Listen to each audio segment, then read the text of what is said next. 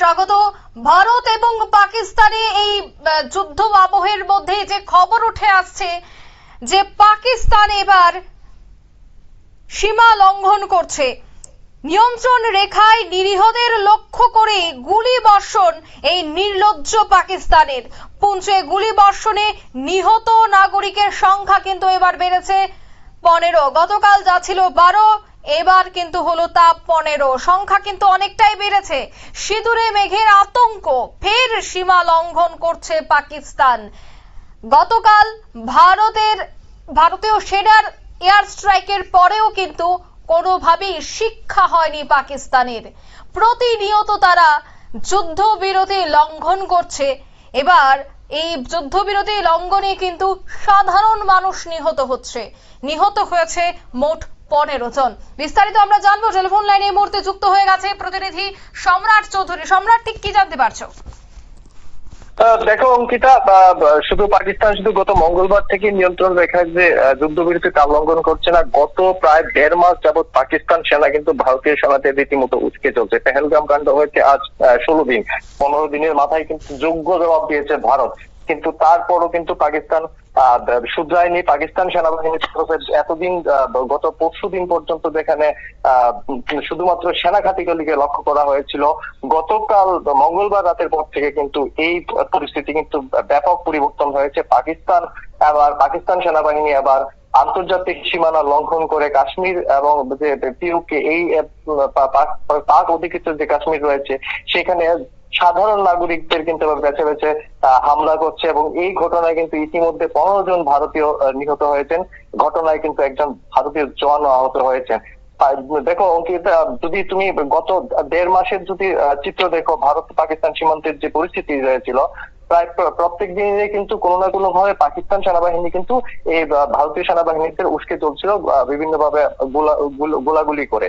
এই পরিস্থিতির মধ্যে 22 তারিখ পেহেলগামে জঙ্গি হামলা হয়, এবং তারপর থেকে কিন্তু পাকিস্তান একদিকে যেমন তার সীমান্তে যেমন সেনাদের বহর বাড়িয়েছে, পাশাপাশি ভারতীয় সেনাবাহিনীর যে ঘাঁটিগুলি ছিল সেইগুলিকে লক্ষ্য করে কিন্তু প্রত্যেক দিন রাতে কিন্তু হামলা করে চলছে, এবং প্রত্যেক দিন রাতে ভারতীয় সেনা তাদের জবাব দিচ্ছে। তাতেও কিন্তু সংশোধন হয়নি। মঙ্গলবার রাত থেকে যে পরিস্থিতি সৃষ্টি হয়েছে তাতে কিন্তু আবার ভারতের সাধারণ নাগরিককে লক্ষ্য করা হচ্ছে। ইতিমধ্যে 15 জনের যে প্রাণ গেছে। পাকিস্তানের এই পরিস্থিতি যদি চলতে থাকে, দেখো পাকিস্তানের যদি তুমি আভ্যন্তরীণ পরিস্থিতি দেখো, পাকিস্তানে কিন্তু যেখানে ভারতে সরকারের অধীন সেনাবাহিনীর নিয়ন্ত্রণ, সেই জায়গায় কিন্তু পাকিস্তান পুরোপুরি উল্টো চিত্র। সেখানে সেনাবাহিনীর অধীনে কিন্তু সরকার চলে। এরকমই কিন্তু কাগজ কলমে যদিও পরিস্থিতি অন্যরকম, কিন্তু বাস্তবিক যে অবস্থা এবং সাধারণ পাক নাগরিকদের যে বক্তব্য, সেখানে সরকারের কথায় সেনাবাহিনী নয়, সেনাবাহিনীর যে ইচ্ছা অনিচ্ছা, সেক্ষেত্রে সেই নিরিখে কিন্তু সরকার পরিচালিত হয়, এবং সরকার পরিচালিত হয়ে আসছে তা নিয়ে কিন্তু কোনো সন্দেহ নেই। এবং দেশে বর্তমানে সেনাবাহিনীর যে পরিস্থিতি, পাকিস্তানের যে আর্থিক অবস্থা, তাতে পাকিস্তানের আভ্যন্তরীণ আর্থসামাজিক পরিস্থিতি খুবই নড়ে পড়ে। সেই পরিস্থিতিতে কিন্তু সেনাবাহিনী বারবার কিন্তু তাদের যে কর্তৃত্ব, সেই কর্তৃত্ব প্রমাণ করার জন্য কিন্তু ভারতকে বারবার উস্কে দিয়ে এইভাবে হামলা চালিয়ে কিন্তু নিজেদের কর্তৃত্ব প্রমাণ করতে চাইছে। যদিও পাকিস্তান যুদ্ধের বহরের দিকে যদি তুমি বিবেচনা করো, তাহলে পাকিস্তান ভালোভাবেই জানে যে এই যুদ্ধের কৌশল এবং যুদ্ধ সামগ্রীর নিরিখে কিন্তু পাকিস্তানের সেনাবাহিনী ভারতীয় সেনাবাহিনীর ধারে কাছে পৌঁছাতে পারবে না। যদি কোনো অসময়ে যদি বা অশুভ পরিস্থিতিতে যদি যুদ্ধকালীন পরিস্থিতির সৃষ্টি হয়, সেক্ষেত্রে পাকিস্তান কতক্ষণ সময় সেই যুদ্ধ সামনে নিয়ে যেতে পারবে তা নিয়ে কিন্তু পাকিস্তানের মধ্যে এবং গোটা বিশ্বে কিন্তু সন্দেহ রয়েছে। তারপরও কিন্তু পাকিস্তানের যে সেনাবাহিনী বা তাদের যে সেনা কর্তৃত্বরা নেতৃত্বরা রয়েছেন, তারা কিন্তু বারবার ভারতীয় সেনাবাহিনীকে উস্কে চলছেন। এখন যে হামলা হচ্ছে সাধারণ নাগরিকের উপর, সেটা কিন্তু ভারতীয় সেনাবাহিনী কোনোভাবেই কিন্তু স্বাভাবিকভাবে নিতে পারছেন না।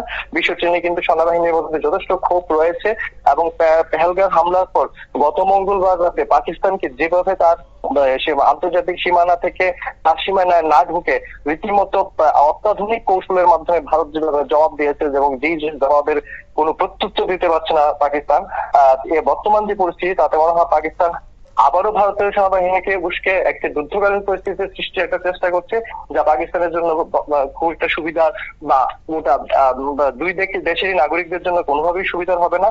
কিন্তু ভারতীয় সেনাবাহিনী এই বিষয়ে একদমই মেনে নিতে পারছে না। প্রত্যেকদিন কিন্তু পাকিস্তানকে জবাব দেওয়া হচ্ছে, কিন্তু তারপরও কিন্তু পাকিস্তান নিয়ন্ত্রণ আন্তর্জাতিক যে যুদ্ধবিরতি নিয়ম রয়েছে সেই যুদ্ধবিরতি কিন্তু প্রত্যেক রাতে ভেঙে চলছে।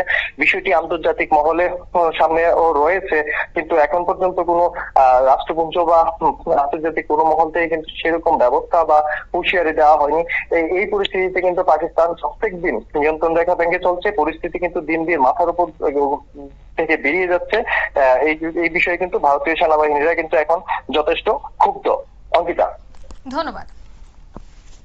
অর্থাৎ নিয়ন্ত্রণ রেখায় নিরীহদের এবার দেখে দেখে গুলি করা হচ্ছে এবং নির্লজ্জ এই পাকিস্তানের এখনো শিক্ষা হয়নি। যেভাবে ভারত মোক্ষম জবাব দিয়েছে তারপরেও দেখা যাচ্ছে তারা যুদ্ধবিরতি লঙ্ঘন করছে। কিন্তু এবার যদি ভারত আগামীতে কোনো পদক্ষেপ গ্রহণ করে সেক্ষেত্রে কিন্তু সর্বনাশ হয়েছে পাকিস্তানের খুব শীঘ্রই আসন্ন, সেটা কিন্তু তারা এখনই আন্দাজ করতে পারছে না। যদিও অন্যান্য দেশের যারা রাষ্ট্রপ্রধানরা রয়েছেন, বিশেষ করে দেখা গেছে ডোনাল্ড ট্রাম্প, দেখা গেছে চীনের পক্ষ থেকে তাদেরকে পরামর্শ দেওয়া হয়েছে যেন প্রত্যাঘাতের কোনোভাবেই তারা চিন্তা না করে। যদি প্রত্যাঘাতের চিন্তা তারা করে সেই জায়গায় বিপদ কিন্তু পাকিস্তানেরই আসবে, সে বার্তা কিন্তু রাষ্ট্রনায়কেরা দিয়েছে। কিন্তু তারপরেও এই নির্লজ্জ পাকিস্তানের মাথায় সেটুকু বুদ্ধি এখনো পর্যন্ত আসেনি, আর তারা প্রতিনিয়ত যুদ্ধবিরতি লঙ্ঘন করছে। এখন দেখার বিষয় এই যুদ্ধবিরতি লঙ্ঘনের কোনো কড়া জবাব আবার ভারত দেয় কিনা। নিয়ে নিচ্ছে এই মুহূর্তে ছোট্ট একটি বিজ্ঞাপন বিরতি, সঙ্গে থাকুন।